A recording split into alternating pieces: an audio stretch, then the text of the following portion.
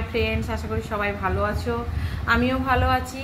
তো আজকে একটা নতুন ব্লগ ভিডিও নিয়ে তোমাদের সামনে চলে এসেছি। আজকে তো বাজারপত্র সব করে নিয়ে এসছে, কারণ আমাদের এখানে মিলনে সোমবার শুক্রবার বাজার হয়। আর প্রত্যেক দিনই এমনি দোকানদানিতে পাওয়া যায়, কিন্তু যেহেতু বাজার বসে তাই সব ধরনের মাছ শাক সবজি পাওয়া যায়। তো আমি যা কিছু আনতে বলেছিলাম, মানে যেটা প্রয়োজন ছিল, তো সেইগুলোই নিয়ে এসছে। আর এই তরইটা, এটা তোমরা কে কী বলো অবশ্যই কমেন্ট করে জানাবে। আমি তো তরই বলি, মানে ছোট ঝিঙে। আর এই যে মশলা বলতে শুকনো লঙ্কা আর জিরে নিয়ে এসছে।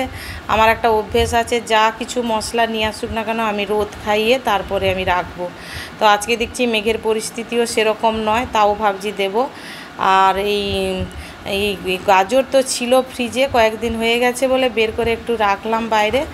আর শাক তো আমাদের হবেই, শাকটা প্রয়োজন। আর সবজিও তো জানো, কুমড়োর তরকারি, যারা আমার ভিডিও দেখো কন্টিনিউ তারা দেখবে প্রায় কুমড়োর তরকারি রান্না হয়, কখনো মাছের মাথা দিয়ে, কখনো চিংড়ি মাছ দিয়ে। কুমড়োটা খেতে ভালো লাগে। আর যেদিন মাছ দিই না সেদিন আমরা রুটিতে খাই রাত্রে। তো বাজার হাটের পর্ব দেখানো শেষ, এখন চলে এসেছি মাছ নিয়ে, মাছ কাটতে বসে গেছি। তো তোমাদের বলতে ভুলে গেছি, মাছটা ভাবছি একটু কাঁচকলা আলু বেগুন দিয়ে একটু মাখা মাখা রান্না করব। আর আমার না ভেনামি চিংড়ি একদম খেতে ভালো লাগে না। উচ্ছে কেটে নিয়েছি, আর ঝোলটা কাঁচা লঙ্কা জিরে বাটা দিয়ে করব। আর উচ্ছে অনেকগুলোই ছিল, কিন্তু নষ্ট হয়ে গেছে, ফ্রিজে ছিল দেখছি নষ্ট হয়ে গেছে, তাই তার মধ্যে থেকে বেছে এইগুলোই কেটেছি। আর এটাই রান্না করব, উচ্ছে ভাজা আর মাছের ঝোল। মেয়ে তো খাবে না, তাও দুটো আলু কেটে রেখেছি সেদ্ধ দেবো বলে। তো প্রথমে কলা আলুটা ভাপিয়ে নেব একটু, যতই হোক কলা আলু না ভাপিয়ে নিলে হয় না, যতই নরম কলা হোক। তাই জন্য একটা সাদা বাটি রেখেছি, ওটাতেই বেশি একটু ভাপাতে দিই, যেটা মানে প্রয়োজন। তো দিয়েছি লবণ হলুদ দিয়ে কলাটা ভাপিয়ে নিলাম একদিকে বসিয়ে, আর একদিকে দেখো উচ্ছে ভাজাটা চাপিয়ে দিয়েছি।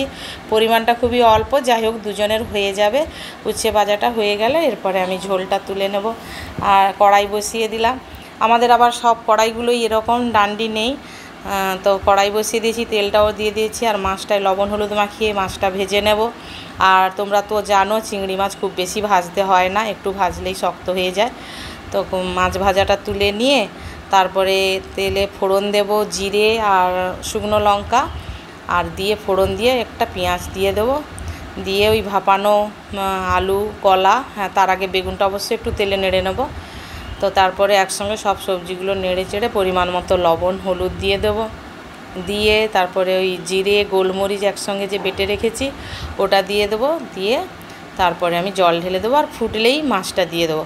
আমার আবার সিলে মশলা না করলে ভালো লাগে না, কারণ আমার প্রথম থেকেই এটা অভ্যেস, আমি মিক্সিতে মশলা করলে একদম খেতে পারি না। তবে কখনো সখনো যখন বাড়িতে লোকজন অনেক বেশি হয়ে যায় তখন তো আর সম্ভব হয় না মশলা করার, তখন ওই মিক্সিতেই করি। কিন্তু মিক্সি রয়েছে তাও আমার পছন্দ নয়। রোজ দিন যা কিছু রান্না করি তো আমি সিলে বেটে নিই। ঝোলটা তো হচ্ছে, এদিকে আমি ভাতের হাঁড়ি বসিয়ে দিলাম, আলুটা দিয়ে দেবো সেদ্ধ। তো মোটামুটি আলুটা সেদ্ধ থাকা চাই। এদিকে ঝোলটাও ফুটে গেছে, এবারে মাছ দিয়ে দেব, দিয়ে নামিয়ে নেব। আর ভাত হাঁড়িটাও মানে জলটা ফুটে উঠলেই তারপরে যে আমি চাল সব সময় ভিজিয়ে রাখি, কারণ একটু তাড়াতাড়ি হয়ে যায় চালটা ভিজিয়ে রাখলে, আর ভাতটাও একটু ঝরঝরে হয়। তাই জন্য চালটা ভিজিয়ে রাখি সব সময়, একটু আগে থেকেই ভিজিয়ে দিই, তারপরে তাড়াতাড়ি ভাতটাও হয়ে যায়। তো সবসময় তরকারিগুলো আগে করি আর ভাতটা শেষে করি।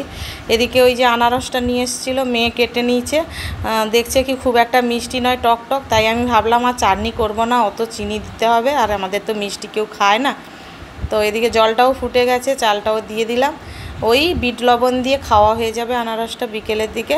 এদিকে তোমরা দেখতে পাচ্ছ আমার ঝোলটাও হয়ে গেছে। তাহলে আজকের মেনুতে বিশেষ কিছু নেই। তো রান্নাবান্না কমপ্লিট হলো, তারপরে তো স্নান খাওয়া দাওয়া বাকি যা কিছু কাজকর্ম ছিল হলো। বিকেলে ঘুম থেকে উঠে চাটা খেলাম, তারপরে তো রাতের সেই খাওয়া দাওয়া। আজকে রুটি আর আলু ভাজা, গরম গরম রুটিতে ঘি মাখিয়ে নেব, ওটাতেই হয়ে যাবে। আর বিকেলের ভিডিওগুলো তোমাদের সঙ্গে শেয়ার করতে পারলাম না। তো অবশ্যই চেষ্টা করব, তোমরা যদি সঙ্গে থাকো, এগিয়ে যদি যেতে পারি, অবশ্যই প্রতিদিন কি কি করছি না করছি অবশ্যই তোমাদেরকে দেখাবো। তো দেখো রুটিটা একটু হেল্প করছে আমার বর, আজকে ও ভেজে দিচ্ছে আর আমি ঘিটা মাখিয়ে নিচ্ছি। আমার তো খুব প্রিয় এরকম গরম গরম রুটিতে ঘি মাখিয়ে, মানে কোনো সবজি ভাজা কিছুর প্রয়োজন নেই, এমনিই আমি খেয়ে নেব। তো ওই 10টা রুটি হয়েছে, তিনটে তিনটে করে হয়ে যাবে। তো সেটাই তোমাদের সঙ্গে শেয়ার করলাম। হ্যাঁ, সবাই খুব ভালো থেকো, আর আশা করছি যে যে তোমাদের এই ভিডিওটা ভালো লাগবে, আর অবশ্যই তোমরা কিন্তু কমেন্ট করে জানাবে কেমন লাগলো। আর পরের ভিডিওতে তোমাদের সঙ্গে দেখা হচ্ছে। সবাই খুব খুব ভালো থেকো, সুস্থ থেকো। আর যারা এখনও আমার চ্যানেলটাকে সাবস্ক্রাইব করোনি তারা কিন্তু অবশ্যই সাবস্ক্রাইব করে দিও।